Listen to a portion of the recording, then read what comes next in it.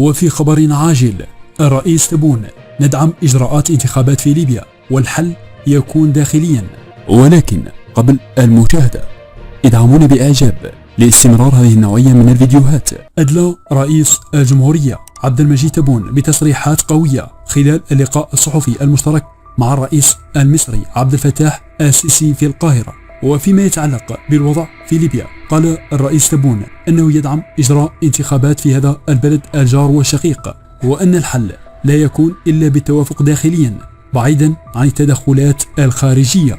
كما صرح الرئيس تبون أن الجيش الجزائري موجود لحماية البلدان العربية، وهو على أهبة الاستعداد لحماية البلدان العربية الشقيقة المجاورة من التدخلات العسكرية، وخاصة في ليبيا وتونس. شكرا لكم لمتابعة هذا الفيديو للأخير، ولا تنسوا دعمنا بإعجاب والاشتراك بالقناة ليصلكم كل جديد.